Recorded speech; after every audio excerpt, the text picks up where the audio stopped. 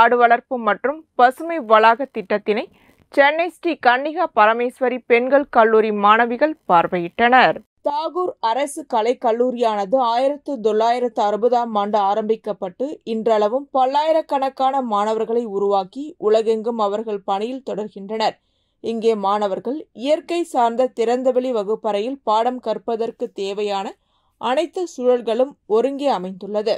மேலும் அரிய வகை மர வகைகளும் செடி கொடிகளும் இங்கு பராமரிக்கப்பட்டு வருகின்றது. ஓங்கி வளர்ந்து சுவாச காற்று தருகின்ற பல்வேறு மரங்களும் இங்கு காட்சியளிக்கின்றன. இயற்கை என்பது விலங்குகளின் வாழ்விடமாக இருந்து வருகின்றது. இங்கு விலங்கினங்களான முயல், வாத்து, புறா, பட்டாம்பூச்சி, தேனீ போன்றவற்றை இயற்கை சூழலுடன் பராமரிக்கப்பட்டு வருகின்றது. இத்தகைய சிறப்பு வாய்ந்த அரசு நிறுவனத்தில் அமைந்துள்ள நகர்ப்புற காடு வளர்ப்பு மற்றும் பசுமை வளாக திட்டத்தினை புதுச்சேரி உயர்கல்வி இயக்குநரகத்தின் அறிவுறுத்தலின்படி புதுச்சேரி மாநிலத்தை சார்ந்த உயர்கல்வி நிறுவனங்களான இந்திரா காந்தி அரசு மருத்துவக் கல்லூரி, ராஜீவ்காந்தி அரசு கால்நடை மருத்துவக் கல்லூரி, காரைக்கால் பெண்கள் பாலிடெக்னிக் கல்லூரி முதலான நிறுவனங்களின் சிறப்பு விருந்தினர்கள் பார்வையிட்டு அவற்றை தங்கள் நிறுவனங்களில் அமைப்பதற்கான முன் முயற்சியும் எடுக்கப்பட்டது.